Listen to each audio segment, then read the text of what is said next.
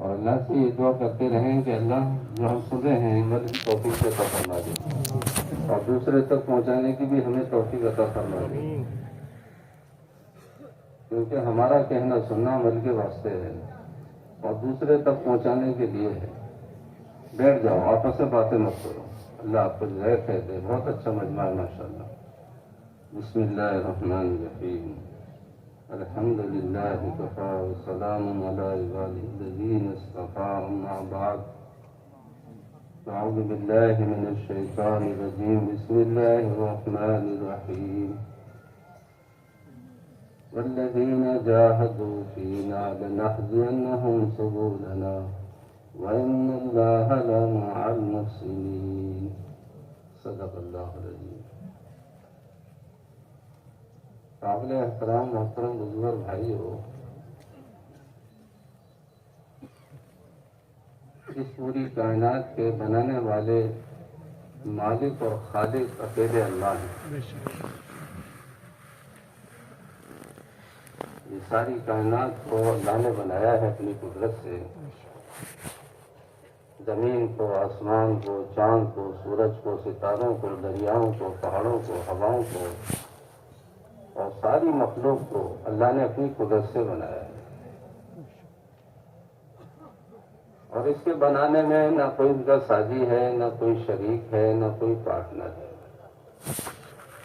ارادہ کیا بن گئے، ارادہ کریں گے ختم ہو جائے گا،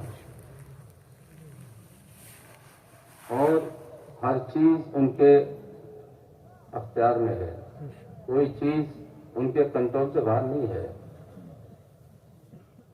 جتنی بھی چیزیں ہیں سب اللہ کے کنٹرول کے اندر ہیں۔ درخت کے اوپر جو پتا حرکت کرتا ہے وہ اللہ کے امر سے کرتا ہے، اور درخت سے نیچے جو پتا گرتا ہے وہ اللہ کے امر سے گرتا ہے۔ پتے کو بھی اس کا اختیار نہیں ہے کہ وہ اپنی مرضی سے نیچے گر جائے، کیونکہ ساری مخلوق پہ حکومت اللہ کی ہے۔ کس کی حکومت ہے؟ اللہ کی حکومت ہے۔ یہ دنیا کی جو عارضی حکمران نظر آتے ہیں یہ عارضی ہیں، دھوکہ ہیں، حقیقی بادشاہ اللہ ہے۔ بھائی اسے کہہ دو یہ ویڈیو نہ بنائی، ویڈیو بنا رہے ہیں بیٹھ کے، نیک کام کرنے آئے ہو یا یہ ناجائز کام کرنے آئے ہو، کوئی اللہ کے واسطے کوئی ویڈیو مت بناؤ، بات کو سنو دھیان سے۔ تو میں نے کیا کہ ساری مخلوق پر اللہ کا قبضہ ہے، وہی اس کے مالک ہیں، وہی اس کے خالق ہیں۔ قیامت کا دن جب قائم ہوگا تو اللہ تعالیٰ کی طرف سے ارشاد ہوگا کہ بتاؤ کس کی حکومت ہے۔ کسی کی ہمت نہیں پڑے گی جو یہ کہہ دے کہ کس کی حکومت ہے۔ آج لوگ کہتے ہیں فلاں کی حکومت ہے، فلاں کی حکومت ہے، کسی کی ہمت نہیں پڑے گی کہ یہ کہہ دے اس کی حکومت ہے۔ پھر اللہ خود فرمائیں گے للہ الواحد القہار، آج اکیلے اللہ کی حکومت ہے۔ تو حقیقی بادشاہ اللہ ہیں، اور جتنی مخلوق اللہ نے بنائی ہے وہ اپنے تعارف کے لیے بنائی ہے۔ کس کے لیے بنائی ہے؟ اپنے تعارف کے لیے۔ یہ جو مخلوق اللہ نے بنائی ہے یہ اپنے تعارف کے لیے بنائی ہے، تاکہ لوگ اللہ کی مخلوق پر غور کریں اور اللہ کی قدرت کو، اس کی طاقت کو پہچانیں۔ یہ ساری مخلوق اللہ کا تعارف کرا رہی ہے۔ ملک عرب کے لوگ اونٹ چراتے تھے، اونٹوں کا رواج تھا ان کے یہاں، سب سے بہترین جانور اونٹ ہوتا تھا۔ راجستھان کے بھی بعض علاقوں میں اونٹوں کا رواج ہے، اور اوپر آسمان ہوتا تھا اور چاروں طرف پہاڑ اور نیچے زمین ہوتی تھی۔ تو اللہ تعالیٰ نے لوگوں کو سمجھانے کے لیے قرآن کی آیت نازل فرمائی، افلا ينظرون الى الابل كيف خلقت والى السماء كيف رفعت والى الجبال كيف نصبت والى الارض كيف سطحت۔ کہ تم اس اونٹ کو نہیں دیکھتے، اس کو اللہ نے کس طرح کیسا بنایا ہے، عجیب جانور ہے، لمبی لمبی ٹانگیں ہیں، لمبی گردن ہے، اور ریگستان کی سب سے بہترین سواری ہے، اور ایک ایک 8 دن کا پانی پہلے سے ایڈوانس اپنے پیٹ میں جمع کر لیتا ہے، تو اسے پانی کی ضرورت نہیں پڑتی۔ اللہ نے اونٹ کی مثال دی کہ تم اونٹوں کو، اس اونٹ کو نہیں دیکھتے، اس کو کس نے بنایا ہے، اس کا بنانے والا کون مالک خالق ہے۔ پھر تم یہ آسمان کو نہیں دیکھتے، اس کو کس نے بلند کیا ہے، اتنا بڑا آسمان، نہ اس کی کوئی دیوار ہے، نہ اس کا کوئی کولم ہے، بغیر کولم اور دیوار کے اتنا بڑا آسمان قائم ہے، اور یہ زمین سے کتنا بڑا ہے۔ بس اس کی مختصر مثال یہ ہے کہ آسمان کے مقابلے میں زمین ایک بال کی طرح ہے، اور ایک آسمان نہیں ہے، 7 آسمان ہیں۔ اس سے اوپر کا آسمان اتنا بڑا ہے، اس کے سامنے، اس کے مقابلے میں یہ 7واں آسمان بال کی طرح ہے، ہر آسمان اتنا بڑا۔ یہ آسمان، اس کو کس نے بلند کیا ہے، یہ اللہ کی کتنی بڑی نشانی ہے۔ اللہ کی بڑی نشانیوں میں سے ایک نشانی آسمان ہے۔ اللہ نے فرمایا تم اس کو نہیں دیکھتے، اس کو کس نے بلند کیا ہے۔ یہ فرمایا کہ تم پہاڑوں کو نہیں دیکھتے، اس کو کس نے جمایا ہے۔ یہ پہاڑ اللہ کی بڑی نشانیاں ہیں۔ زمین ہلتی تھی، اللہ نے میخوں کی جگہ پہاڑ لگا دیے، زمین ہلنا بند ہو گئی۔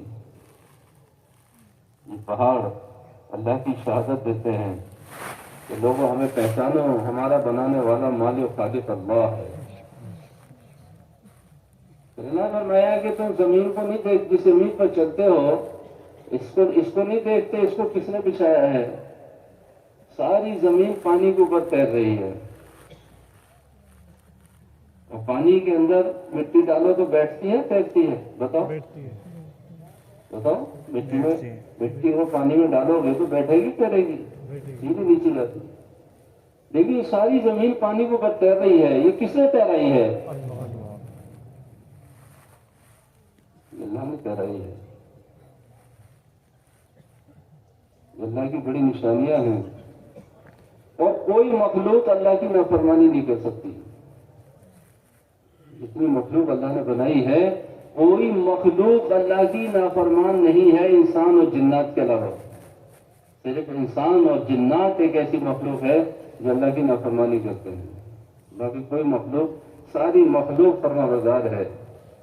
سورج فرما بردار ہے، چاند فرما بردار ہے، ستارے فرما بردار ہیں، ہوائیں فرما بردار ہیں، سمندر کے پانی فرما بردار، ہر مخلوق فرما بردار ہے سوائے انسان اور جنات کی۔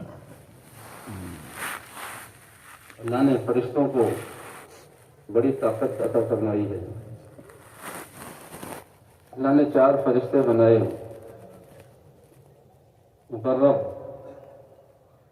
یہ کم سے کم درجے کا جو فرشتہ ہے، اس کی طاقت اتنی ہے کہ ساری دنیا کے انسان اور جنات مل کے ایک فرشتے کا مقابلہ نہیں کر سکتے۔ جب سے یہ دنیا بنی ہے اور قیامت تک جتنا انسان اور جنات جمع ہوگا، ان کی سب کی طاقت ایک طرف، اور ایک فرشتے کا مقابلہ نہیں کر سکتے۔ اللہ نے فرشتے کو وہ طاقت فرمائی، اس کی جسمانی طاقت تو کتنی ہائی ہوگی، اندازے لگائیں اس کی پھونک کی طاقت کتنی ہے۔ ایک فرشتہ اللہ کا اسرافیل علیہ السلام، جو تحت السرائے کے اندر ان کے پیر ہیں، 7 زمینوں کے نیچے، اور 7 آسمان کے اوپر عرش الہی کے پاس ان کا سر ہے،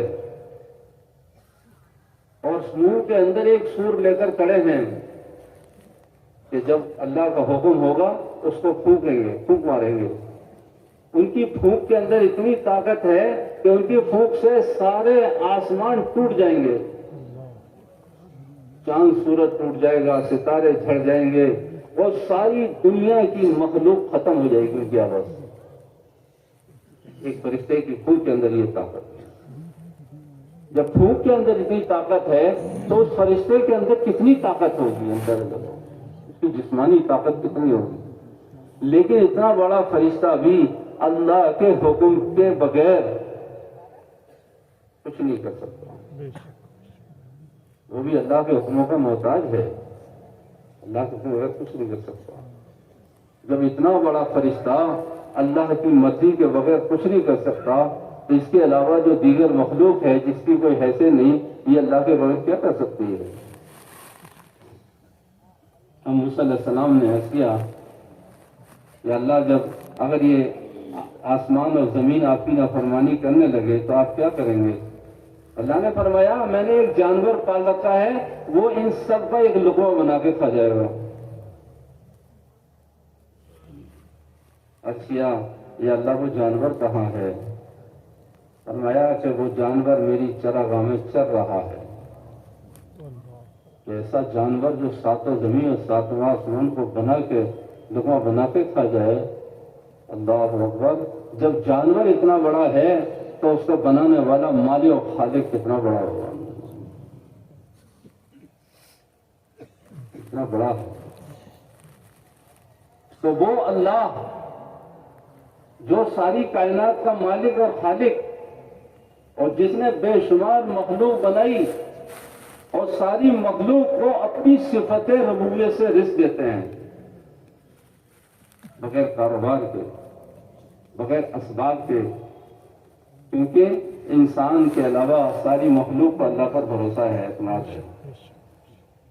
ساری مخلوق اللہ پر بھروسہ کرتی ہے۔ حدیثوں میں آتا ہے کہ تم اللہ پر ایسا بھروسہ کرنے لگو جیسے پرندوں کو ہے تو اللہ تعالیٰ تمہیں بھی ایسے رزق عطا فرمائیں جیسے اللہ پرندوں کو رزق عطا فرماتے ہیں۔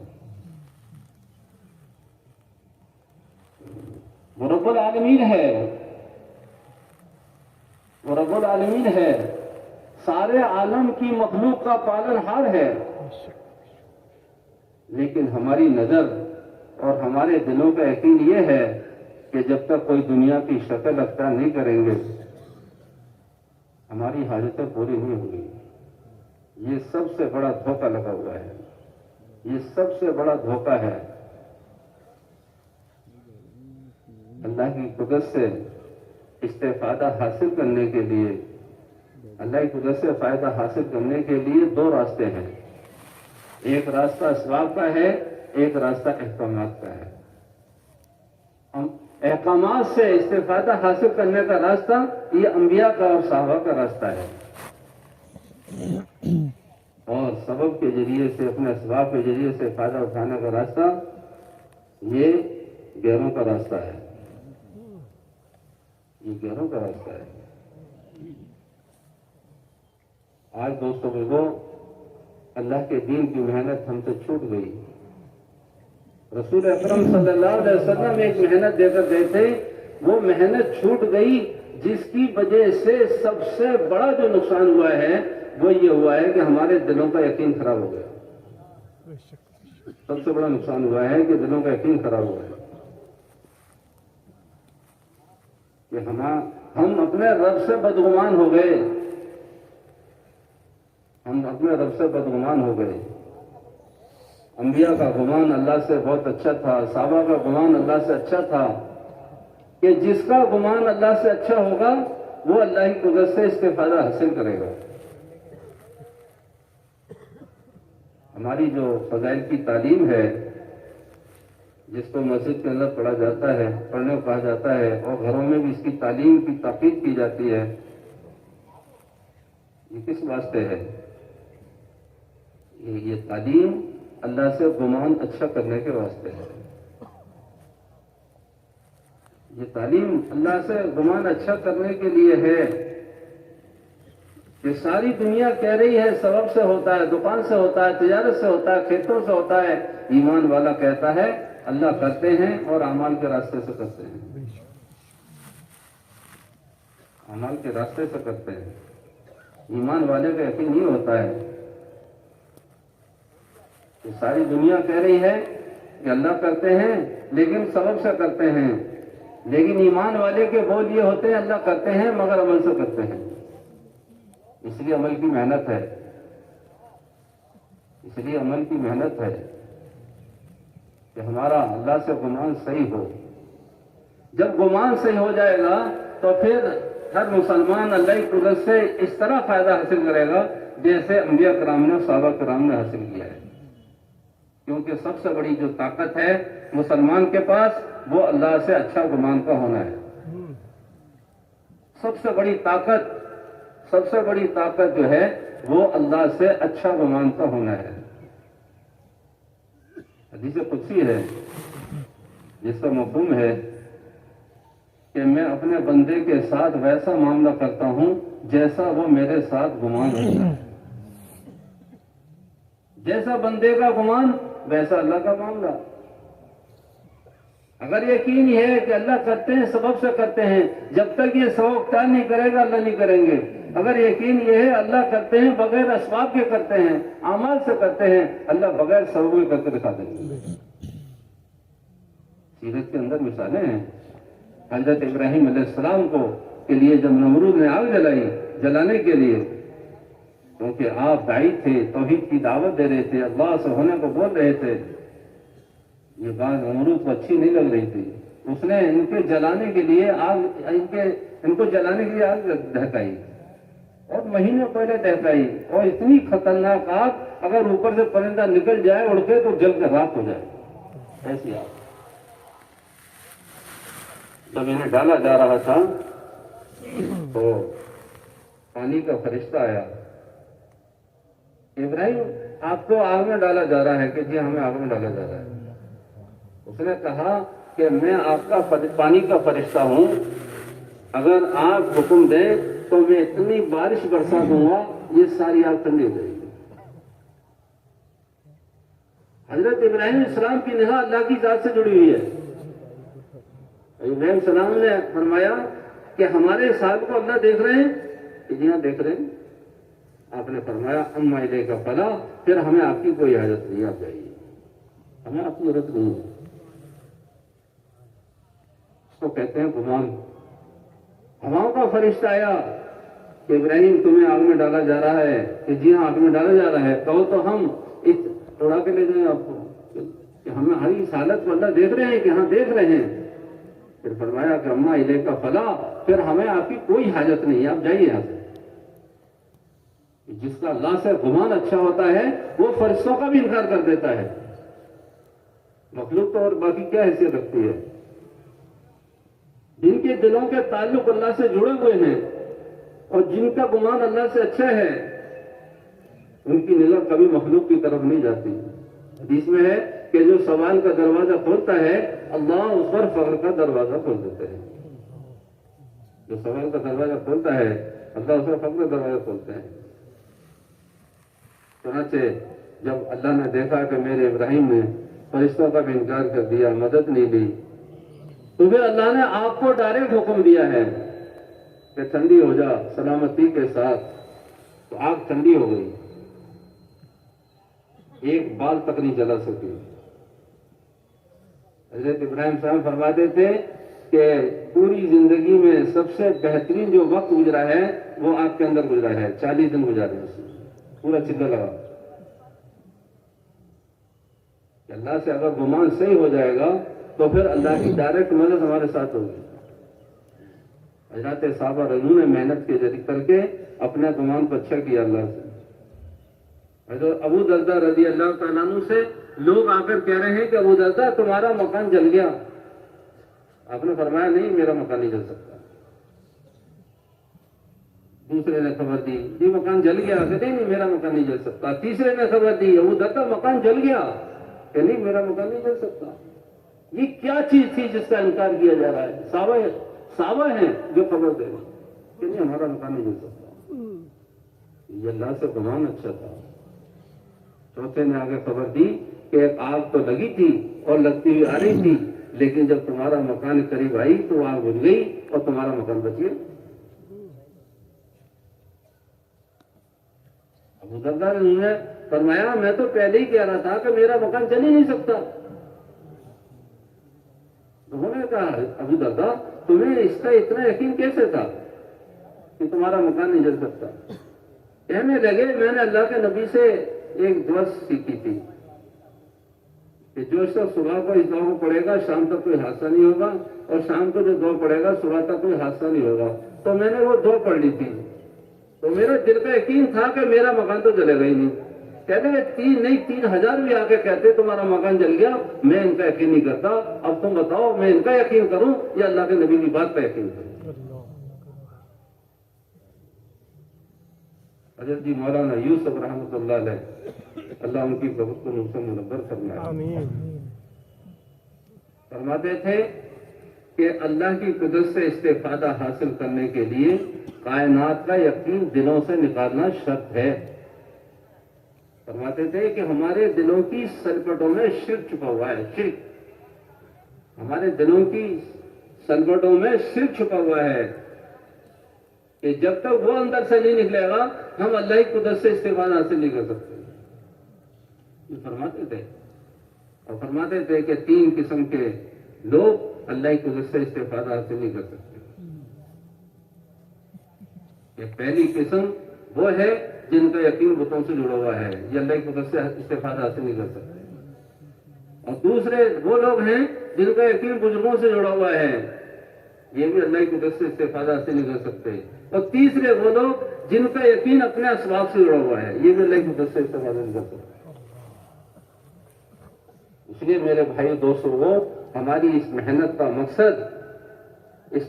مقصد اپنے یقینوں کو صحیح کرنا ہے، اپنے یقینوں کو بنانا، یہ ہماری اس محنت کا مقصد ہے۔ محنت برائے محنت نہیں ہے، محنت برائے مقصد ہے کہ ہر ایک کا تعلق اللہ سے جڑے، کہ جب اللہ سے تعلق جڑے گا مخلوق سے استغنا ہو جائے گا، مخلوق سے مستغنی آدمی ہو جائے گا۔ ایک تابعی بیت اللہ کا طواف کر رہے تھے، ایک شہزادے نے کہا جی میں آپ کی کچھ مدد کرنا چاہتا ہوں۔ کہنے لگے اللہ کے گھر میں غیر سے استفادہ کرنے سے شرم آتی ہے، غیر سے مانگتے ہوئے شرم آتی ہے۔ اللہ کے گھر میں ساری دنیا ہے مانگ رہی ہے اور ہم آپ سے مانگیں، بڑی شرم کی بات ہے۔ شہزادہ بھی سمجھدار تھا، جب یہ طواف کر کے باہر نکلے تو پیچھے پیچھے آیا، کہنے حضرت تو ہم بیت اللہ سے باہر آ گئے، اب بتائیے میں آپ کی کچھ مدد کرنا چاہتا ہوں۔ کہنے لگے کہ اللہ سے مانگنے کے بعد مخلوق سے مانگتے شرم آتی ہے، اللہ سے مانگنے کے بعد مخلوق سے مانگتے ہوئے شرم آتی ہے۔ میں نے کیا کہ جو سوال کا دروازہ کھولتا ہے اللہ اس کو فقر کا دروازہ کھول دیتے ہیں۔ اللہ کے حبیب صلی اللہ علیہ وسلم نے اس امت کو کسی کا محتاج نہیں بنایا ہے، کسی کا محتاج نہیں بنایا، اللہ سے لینا سکھایا ہے کہ اگر تمہیں بھوک آئے تو مسجد آ جاؤ، تمہیں بیماری آ جائے تو مسجد آ جاؤ، تمہیں اگر کسی کا خوف ہے تو مسجد آ جاؤ، تمہارے ساتھ کوئی بھی مسئلہ پیش آ جائے مسجد آ جاؤ، اللہ کے سامنے مسئلہ رکھ دو، مسئلہ ہو کے رہے گا۔ مخلوق کے سامنے مسئلہ رکھیں گے الجھ سے چلے جائیں گے، ذلت ہی ذلت ہے، کچھ نہیں ہے مخلوق کے سامنے۔ اللہ کے حبیب صلی اللہ علیہ وسلم نے اپنے صحابہ کا تعلق مسجد سے جوڑا اور ہمارے دعوت سے جوڑا۔ آج ہمارے ذہنوں کے اندر یہ ہے کہ جو مسجدیں بنائی گئی ہیں صرف نماز کے لیے ہے، نماز پڑھو اور تالا لگاؤ چلے جاؤ، پھر 5 وقت تالا لگتا ہے۔ یہ مسجدیں صرف نماز کے لیے نہیں بنائی گئی تھی، اللہ کے حبیب صلی اللہ علیہ وسلم کی مسجد صرف نماز کے لیے بنی تھی، 24 گھنٹے اس میں اعمال چلتے تھے، ایمان مسجد میں سیکھا جاتا تھا۔ ارے صحابہ نے کہاں سے سیکھا ایمان بتاؤ؟ مسجد سے سیکھا، مسجد سے۔ بڑے بڑے صحابہ، معاذ بن جبل رضی اللہ تعالیٰ عنہ سید العلماء ہیں، حضرت عمر بن خطاب رضی اللہ تعالیٰ عنہ اور حضرت ابو ہریرہ رضی اللہ عنہ جو محدث ہیں، عبداللہ بن رواحہ رضی اللہ عنہ، ان چاروں بڑے بڑے صحابہ کی روایتیں لکھی حیات صحابہ میں، یہ صحابہ پہ گشت کر کے مسجد میں لاتے تھے اور ایمان کے حلقے قائم کرتے تھے۔ آج ہماری مسجدیں ایمان کے حلقوں سے محروم ہیں۔ ایمان مسجد میں سیکھا جاتا تھا، قرآن مسجد میں سیکھا جاتا، قرآن کے حلقے لگتے تھے مسجدوں کے اندر، ایمان کے حلقے لگتے تھے مسجدوں کے اندر۔ عالم مسجد میں بنتے تھے، محدث مسجد میں بنتے تھے۔ حضرت ابو ہریرہ رضی اللہ عنہ اتنے بڑے محدث کہاں بنے ہیں بتاؤ؟ اتنے بڑے محدث مسجد کے ماحول میں بنے ہیں کہ غازی مسجد میں بنتا تھا، مجاہد مسجد میں بنتا تھا۔ یہ سب کچھ مسجد میں بننا ہے، اور مسجد اصل میں مسلمان انسان کے بننے کی جگہ ہے۔ سب سے بہترین جگہ دنیا میں ہے تو وہ مسجد ہے، اور سب سے بری جگہ بازار ہے۔ آج بازاروں میں ہمارا دل لگتا ہے، مسجد میں دل نہیں لگتا۔ ہوا کی ترتیب بنی ہوئی تھی، مسجد کو وقت دیتے تھے۔ جو تاجر حضرات تھے وہ آدھا دن اپنی تجارت کو اور آدھا دن مسجد کو، آدھی رات گھر کو آدھی رات مسجد کو، یہ سب کی ترتیب بنی ہوئی تھی۔ بعض صحابہ ایسے تھے جو پورا وقت 24 گھنٹے مسجد کو دیتے تھے، جن کا کوئی گھر در نہیں تھا۔ اصحاب صفا کا چبوترا ہے وہ انہی کے نام سے ہے۔ کوئی صحابی ایسا نہیں تھا جو مسجد کو وقت نہ دیتا ہو۔ مسجد 24 گھنٹے اعمال سے آباد ہے، 24 گھنٹے، اور اتنا عادی بنایا مسجد کا کہ تمہیں کوئی بھی ضرورت پیش آئے مسجد میں آؤ، اپنی حاجت پوری اللہ سے کراؤ، کیونکہ مسئلہ اللہ کے ہاتھ میں ہے۔ اللہ کے حبیب صلی اللہ علیہ وسلم نے خود اپنی ذات سے عمل کر کے دکھلایا ہے۔ آپ کے گھر میں کوئی چیز کھانے کی نہیں تھی، عائشہ پوچھا عائشہ کوئی چیز کھانے کی ہے؟ یا رسول اللہ کچھ کھانے کو نہیں ہے۔ مسجد آئے، 2 رکعت نماز پڑھی، اللہ سے مانگا، پھر گھر گئے، عائشہ کچھ آیا؟ جی ابھی کچھ نہیں آیا۔ پھر مسجد آئے، پھر 2 رکعت نماز پڑھی، عائشہ کچھ آیا؟ پھر کچھ نہیں آیا، پھر مسجد آئے۔ امت کو دکھا رہے ہیں کہ مسئلہ نماز سے حل ہوگا، مسجد سے حل ہوگا۔ نہیں تو آپ کے لیے تو اللہ نے فرما دیا، نبی جی آپ کہو تو ان پہاڑوں کو سونے کا بنا دیں، آپ کے اشارے پہ چلیں۔ آپ نے فرمایا ہم مالداری کی نبوت نہیں چاہتے، ہم تو غربت کی نبوت چاہتے ہیں۔ آپ نے غربت کی نبوت کو پسند کیا ہے، بادشاہ کی اور مالداری کی نبوت پسند نہیں کی۔ اس لیے آپ کے گھر میں 3 چاند نظر آ جاتے تھے، چولہا نہیں جلتا تھا۔ یہ آپ کی اختیاری زندگی تھی، اضطراری نہیں تھی، اختیار کیا ہے آپ نے۔ اما جان عائشہ نے فرماتی ہیں اللہ کے حبیب صلی اللہ علیہ وسلم نے پوری زندگی کبھی جو کی روٹی سے پیٹ نہیں بھرا ہے۔ آپ کی وفات کے بعد حضرت عمر رضی اللہ تعالیٰ عنہ نے حضرت عائشہ رضی اللہ عنہ کے پاس اور ام حبیبہ رضی اللہ عنہ کے پاس 2 بورے بھر کے اشرفیوں کے بھیجے، یہ سمجھی کہ تقسیم کرنے کے لیے بھیجا ہے۔ تو کہنے لگی کہ ہمارے پاس یہ مال کیوں بھیج دیا، کسی اور کو دے دیتے تاکہ وہ تقسیم کر دیتا۔ فرمایا کہ نہیں، یہ تو آپ کے اپنے خرچے کے لیے ہے۔ تو دونوں بیٹھ کے رونے لگیں کہ یہ مال ہمارے پاس اتنا کیوں آیا ہے۔ آج ہمارے گھر میں غربت آ جائے، پریشانی آ جائے تو ہماری گھر کی عورتیں روتی ہیں ان کے ساتھ بیٹھ کے، اپنی غربت کی وجہ سے، اپنی پریشانی کی وجہ سے، اور وہاں مال کے آنے کی وجہ سے رو رہی ہیں کہ مال ہمارے پاس کیوں آیا۔ اگر یہ مال اچھی چیز ہوتی تو یہ اللہ کے حبیب سے ہم کو بھی ملتا۔ آپ اس حال میں رخصت ہوئے ہیں کہ آپ نے زندگی میں 2 دن لگاتار جو کی روٹی سے پیٹ نہیں بھرا ہے، اور دونوں نے دعا کی کہ اللہ اگلی سال مال آنے سے پہلے ہمیں دنیا سے اٹھا دیو۔ اس میں حبیب اور اللہ کا انتقال بھی ہو گیا۔ اللہ کے حبیب صلی اللہ علیہ وسلم کی زندگی یہ اختیاری زندگی تھی۔ مسجد آئے، 2 رکعت 3 بار آئے، اور پھر گھر میں گئے، پوچھا عائشہ کچھ آیا؟ یا رسول آیا؟ یہ عثمان رضی اللہ عنہ اتنا سارا سامان دے گئے ہیں، اور یہ کہہ رہے ہیں کہ ہم کس لیے ہیں، جب کوئی پریشانی آئے کرے ہم سے کہہ دیا کریں۔ صحابہ مالدار تھے بہت، لیکن اللہ کے نبی نے کسی صحابی سے سوال نہیں کیا ہے۔ امت کو اللہ سے جوڑا ہے، مالداروں سے نہیں جوڑا، حکمرانوں سے نہیں جوڑا۔ اللہ کے حبیب صلی اللہ علیہ وسلم اس امت کو حاکموں کا محتاج بنا کے نہیں گئے، مالداروں کا محتاج بنا کے نہیں گئے، بلکہ اللہ کا محتاج بنایا ہے۔ اور یہ کہہ رہے ہیں کہ ہم کس لیے ہیں، جب ضرورت آیا کرے ہمیں بتا دیا کریں۔ آپ نے فرمایا عائشہ میں تو اپنے اللہ کے علاوہ کسی سے نہیں کہوں گا، میں تو اپنے اللہ کے علاوہ کسی سے نہیں کہوں گا۔ اور پھر یہ بات فرمائی کہ اگر میرے پیر کا جوتا بھی ٹوٹ جائے گا اس کے لیے بھی مجھے اللہ سے ہی کہنا ہے، اللہ سے لینا سکھایا ہے۔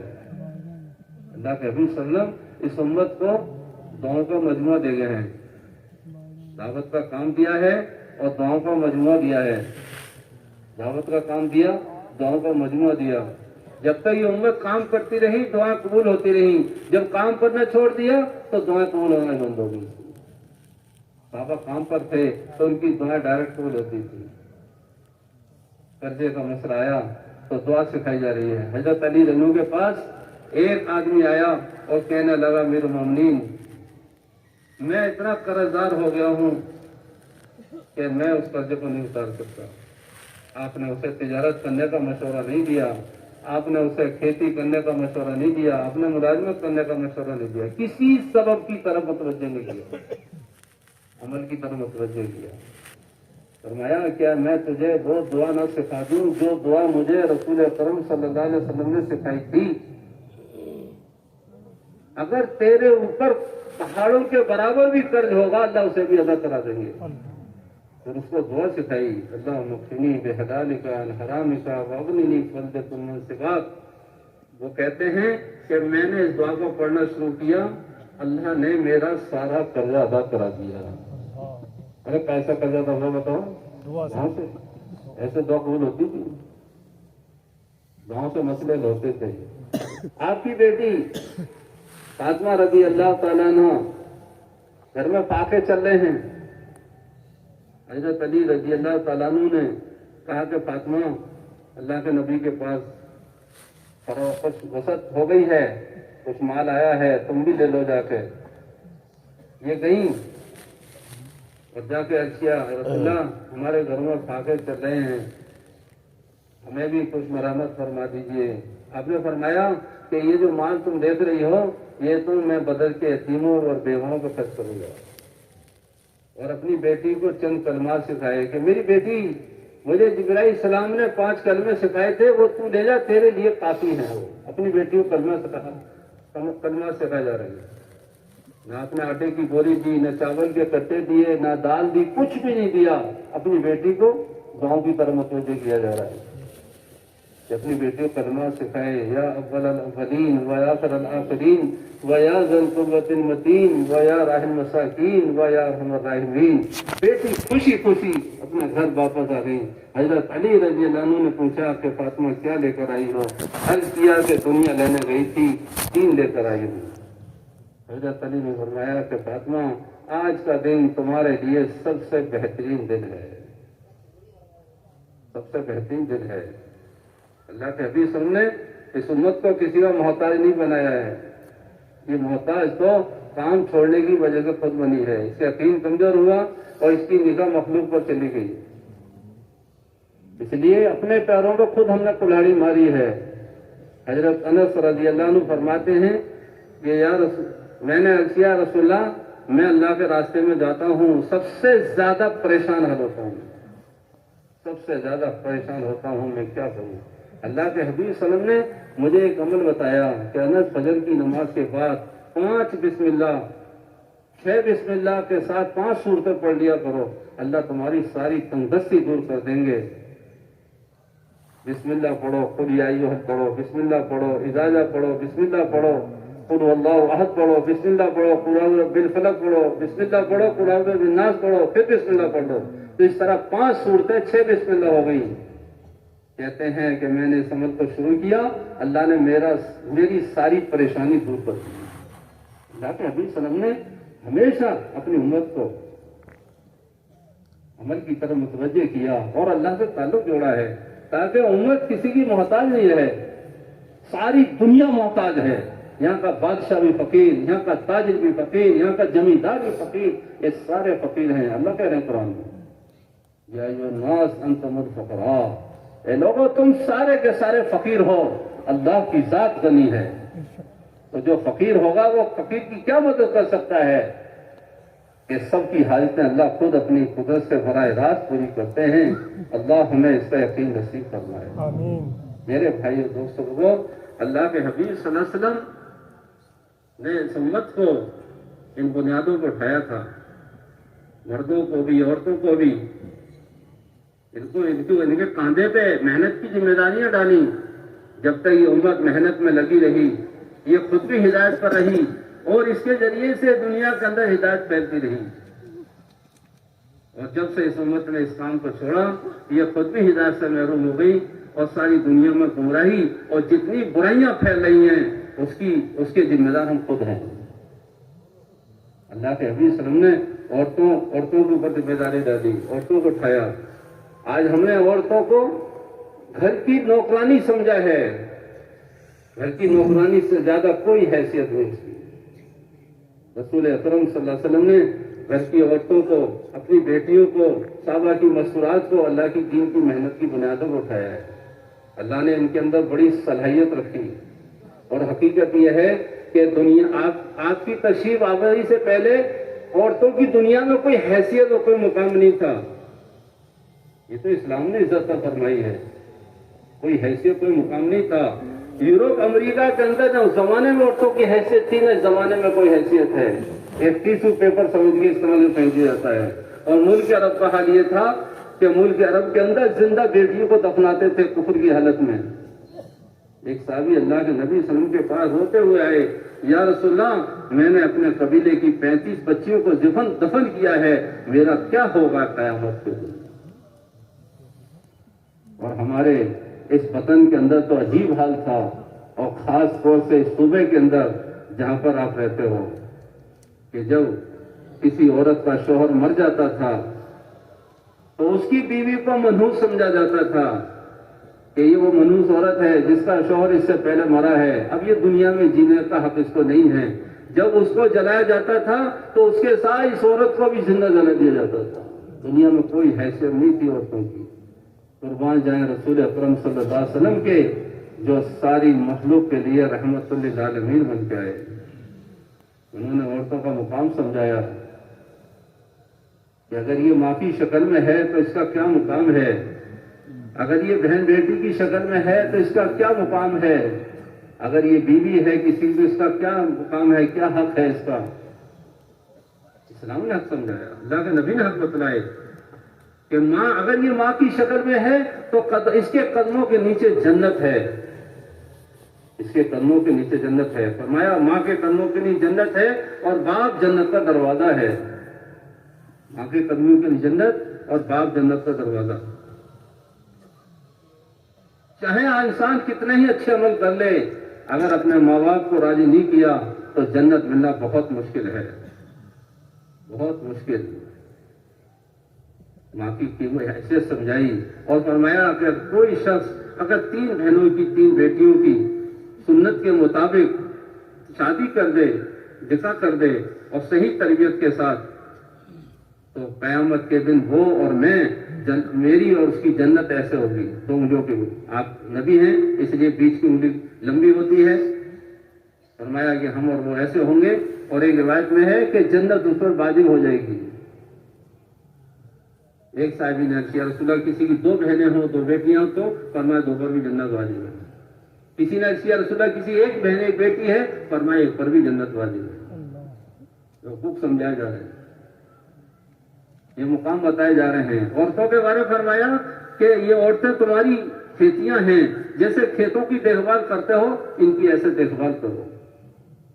آج گھروں کے اندر تعلیم کے حلقے نہ لگنے کی وجہ سے گھروں میں انتشار ہے. یہ گھروں کے اندر انتشار کیوں ہے؟ کہ گھروں کے اندر انتشار اس لیے ہے کہ گھروں کے اندر دین نہیں ہے، ان کا تعلق اللہ سے کٹا ہوا ہے اور یہ آخرت سے غافل ہیں. اس کی وجہ سے گھروں میں انتشار ہے. اور جب میاں بیوی میں اختلاف ہوتا ہے تو بچے نافرمان بن جاتے ہیں. آج سارا معاشرہ دھرم برم ہوا پڑا ہے. اس لیے نیت کریں ہم سب انشاءاللہ اپنے گھروں میں تعلیم کا اہتمام کرنا ہے. اپنے گھروں میں 5 عمر کے ساتھ تعلیم کرو. قرآن کا حلقہ روز لگاؤ اہتمام سے. اللہ کے حبیب صلی اللہ علیہ وسلم نے سب سے پہلے اپنے گھر میں قرآن کا حلقہ لگایا ہے. عورتوں کے ذریعے سے 3 خلیفہ ہیں جو ہدایت پر آئے، اسلام میں آئے. اللہ کے حبیب صلی اللہ علیہ وسلم کا دشمن ابو جہل، اس کے گھر میں جو اسلام داخل ہوا وہ ام حکیم رضی اللہ عنہ، جو ان کے کرما بیٹے تھے، ان کی بیوی تھی، ان کے ذریعے سے اسلام داخل ہوا ہے.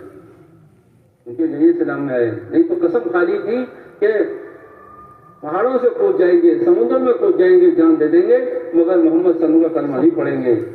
لیکن اللہ نے ان کی بیوی کو ایمان دے دیا, اس کے ذریعے سے اللہ نے انہیں بھی ایمان دے دیا. آج ہم نے عورتوں کو نظر انداز کیا ہے. اللہ نے ان کے اندر بڑی صلاحیتیں رکھی ہیں, معمولی صلاحیت نہیں ہے کہ جب ان کی صلاحیتیں حق پر لگتی تھی اور جب یہ محنت کے میدان میں تھی تو انہیں اپنے ایمان کی فکر رہتی تھی, اپنے شوہر کے ایمان کی فکر رہتی تھی, اپنے بچوں کے ایمان کی فکر رہتی تھی. ان کی نگاہیں تھیں بہت گہرائی, اللہ نے بصیرت عطا فرمائی. ایک صحابی کہتے ہیں کہ میری شادی ہوئی اور 1 سال تک ہم میاں بیوی بہت محبت اتفاق کے ساتھ رہے, کوئی جھگڑا نہیں, کوئی کلیش نہیں. 1 سال کے بعد میری اہلیہ مجھ سے کہنے لگی کہ مجھے آپ طلاق دے دیجیے. میں نے کہا اللہ کی بندی کیوں طلاق مانگ رہی ہو, ہمارا کوئی جھگڑا بھی نہیں ہے, اختلاف بھی نہیں ہے, انتشار بھی نہیں ہے, پھر طلاق کیوں مانگ رہی ہو؟ چلیے مجھے طلاق چاہیے. کہنے لگے میں گھر سے باہر نکل گیا. کہنے لگے جب شام کو واپس آیا تو میرا پیر ایک پتھر میں ٹکرایا جس سے میرے زخم ہوا, خون بہنے لگا. اسی حال میں گھر آیا, میری اہلیہ نے دیکھا کہ خون بہ رہا ہے اور تکلیف ہے, تو پہلے سے زیادہ خدمت اور پہلے سے زیادہ اطاعت اور محبت. 3 دن گزر گئے. میں نے کہا اللہ کی بندی 3 دن پہلے تم کیوں طلاق مانگ رہی تھی, کیا وجہ تھی؟ ہمارا تو کوئی جھگڑا بھی نہیں تھا. کہنے لگی 1 سال ہو گیا آپ کے نکاح میں, ہم نے دیکھا کہ تم پر کوئی حال نہیں آیا, حالات نہیں آئے, تو میں یہ سمجھ رہی تھی کہ تم منافق تو نہیں ہو. میں جو طلاق مانگ رہی تھی وہ اس لیے مانگ رہی تھی کہ مجھے شک ہوا کہ تم منافق تو نہیں ہو, کوئی حال ہی نہیں آیا تمہارے اوپر. لیکن آج چوٹ لگی, خون بہا, تو میں سمجھ گئی کہ تم منافق نہیں ہو, ایمان والے ہو. اتنی بصیرت اللہ نے عطا فرمائی تھی عورتوں کو. اللہ کے حبیب صلی اللہ علیہ وسلم نے عورتوں کو اللہ کے دین کی محنت کی بنیاد اٹھایا. جتنا دین ضروری مردوں کو ہے اتنا دین ضروری عورتوں کو ہے. بتاؤ ہے نہیں ہے؟ ایماندار سے بتاؤ. اللہ نے قرآن فرمایا یا ایھا الذین آمنوا قوا انفسکم واہلیکم نارا, اے ایمان والو بچاؤ اپنے آپ کو اور اپنے گھر والوں کو دوزخ کی آگ سے جس کا ایندھن انسان پتھر ہے. یہ ہمارے گھر والے یہ اچھی بلڈنگوں سے جہنم میں آگ سے نہیں بچیں گے, اچھے کھانوں سے, اچھے کپڑوں سے یہ جہنم میں آگ سے نہیں بچیں گے, اچھی چیزوں سے جہنم میں آگ سے نہیں بچیں گے, بلکہ یہ دین سے جہنم میں آگ سے بچیں گے. اور دین آنے کا گھر میں سب سے بڑا سبب جو ہے وہ گھر کی تعلیم. کیا ہے؟ گھر کی تعلیم. اپنے گھروں میں قرآن کا حلقہ, اللہ کے حبیب صلی اللہ علیہ وسلم نے سب سے پہلے قرآن کا حلقہ اپنے گھر میں لگایا, خدیجہ رضی اللہ عنہا. اپنے گھروں میں حدیث کی تعلیم. اس زمانے میں نہ قرآن کتاب کی شکل میں تھا, نہ حدیث کی کتابیں کتاب کی شکل حدیث کتاب کی شکل میں تھیں, بلکہ صحابہ رضوان اللہ کے نبی کے ساتھ رہتے تھے. جو قرآن نازل ہوتا تھا اس کو یاد کرتے تھے اور اپنے گھر والوں کو سناتے تھے. اور جو حدیث اللہ کے نبی سنتے تھے ان حدیثوں کو محفوظ کرتے تھے اور ان کو آ کے اپنے گھر میں حلقہ لگاتے تھے. یہ تھا تعلیم گھر کا اس زمانے میں. اور گھر کی عورتیں اور بچے اپنے گھر والوں کا اس طرح انتظار کرتے تھے قرآن اور حدیث سننے کے لیے جیسے آج کے زمانے میں ہمارے بچے اور بیوی انتظار کرتے ہیں گھر میں کوئی کھانے کی چیز آئے گی. ہمارے وہ کھانوں کے متمنی نہیں تھے, وہ تو قرآن اور حدیث کے دیوانے تھے. قرآن حدیث کی عظمت ان کے دلوں میں قریب تھی. اللہ ہمارے دلوں میں بھی اتار دے. نیت کرو قرآن کو سیکھیں گے انشاءاللہ اور اپنے بچوں کو قرآن سکھائیں گے. کہ جو مسلمان اپنے بچوں کو قرآن نہیں سکھا رہا وہ اپنے بچوں کو ارتداد کی طرف دھکا مار رہا ہے اور یہ قرآن کو مٹانے والا ہے. یہ نہیں کہہ رہے کہ تم ڈاکٹر مت بناؤ, یہ سب کچھ بناؤ, لیکن انہیں قرآن تو سکھاؤ کم سے کم جو ان کی آخرت میں کام آئے. ان کی بچپن سے تربیت, ان کو بنانی بچپن سے تربیت ہو, سنت لباس سنت والی زندگی ان کو سمجھائی جائے. اگر ماں بنے گی بچے بنیں گے, ماں بگڑے گی بچے بگڑ جائیں گے. سب سے پہلا مدرسہ ماں کی گود ہے کہ بچہ ماں کی گود میں بنتا بھی ہے اور بگڑتا بھی ہے. دنیا میں جتنے بڑے بڑے اولیاء اللہ اور علماء کرام بنے اس کے پیچھے ماں کی قربانی ملے گی آپ کو. ماں کی قربانی. حضرت شیخ عبد القادر جیلانی رحمۃ اللہ علیہ جو اتنے پائے کے بزرگ بنے اس کے پیچھے ان کی ماں کی قربانی ہے. تو ماں کی نصیحت تھی کہ بیٹے جھوٹ نہیں بولنا کبھی زندگی میں. اللہ پاک نے صرف اس عمل کی وجہ سے سب سے پہلے بچپن میں ڈاکوؤں کے گروہ کو توبہ کی توفیق عطا فرمائی. بچپن سے ہی دوسروں کی ہدایت کا توبہ کا ذریعہ بنتے چلے گئے اور پھر اللہ نے بہت بڑا کام دیا, بہت بڑا کام دیا اپنے بچوں کو. اس لیے گھر کی عورتوں کو سنبھالنا بہت ضروری ہے. جتنا نکلنا مردوں کے لیے ضروری ہے اللہ کے راستے میں, اتنا ہی نکلنا عورتوں کے لیے ضروری ہے. اللہ کے حبیب صلی اللہ علیہ وسلم کے ساتھ ایک ہی وقت میں 7 بیویاں اللہ کے راستے میں نکلی ہیں اور بحث لگتی تھی ہم جانے کی کہ ہم جائیں گے, تو اللہ کے حبیب صلی اللہ علیہ وسلم پرگا ڈالتے تھے, جس کا نام آتا تھا وہ اللہ کے راستے میں جاتی تھی. مدینہ منورہ میں ایک ایسی عورتوں کی جماعت تھی جو ہر وقت اللہ کے دین کے تقاضوں کے لیے تیار رہتی تھی. اللہ کے حبیب صلی اللہ علیہ وسلم میں حرام درجہ کے حرام فرما رہے ہیں. آپ اٹھے مسکراتے ہوئے, سبب پوچھا یا رسول اللہ میرے ماں باپ پر قربان آپ کیوں مسکرائے؟ فرمایا کہ مجھے میری امت کے کچھ لوگ دکھائے گئے کہ وہ کشتیوں پر اس طرح سوار ہیں جیسے بادشاہ تختوں پر بیٹھے ہیں. انہوں نے عرض کیا رسول اللہ آپ میرے لیے دعا کر دیجئے, میں بھی سفر میں اللہ کے راستے میں جاؤں. تو آپ نے یہ نہیں کہا تم عورت ہو نہ جانے میں کیا حرج ہے, تو نماز پڑھتی رہو, قرآن پڑھتی ہو, گھر گھر, یہ نہیں کہا آپ نے ان کے لیے دعا کی ہے اور وہ اللہ کے راستے میں گئی ہیں اور اللہ کے راستے میں شہادت کا شرف بھی حاصل ہوا ہے. شہادت ہوئی. اللہ کے حبیب صلی اللہ علیہ وسلم نے سب سے پہلی جو جماعت روانہ کی ہے وہ مسکراتی جماعت روانہ کی ہے اور یہ جماعت حبشہ کی طرف گئی ہے. اس میں آپ کی بیٹی رقیہ رضی اللہ تعالیٰ عنہ بھی ہیں, حضرت جعفر رنو آپ کے چچرے بھائی بھی ہیں, عثمان غنی رنو بھی ہیں. یہ سب سے پہلی جماعت روانہ ہوئی ہے. اور کتنے ملکوں میں مدینہ منورہ سے پہلے اسلام پہنچ گیا ہے. یہ حبشہ میں اسلام مدینے سے پہلے پہنچا, صومالیہ میں اسلام مدینے سے پہلے پہنچا, اور تنزانیہ کے اندر ایک جزیرہ ہے زنجبار کے بالکل قریب میں, اس کا نام پیمبا ہے. پیمبا میں سب سے پہلے مدینے سے پہلے اسلام پہنچ گیا. ابھی پچھلے مہینے میں ہمارا سفر ہوا, ہم نے دیکھا وہاں پر 8 لاکھ کی آبادی اس جزیرے کی اور 1700 مساجد ہیں اور 100% لوگ دیندار اور 100% پردہ ہے.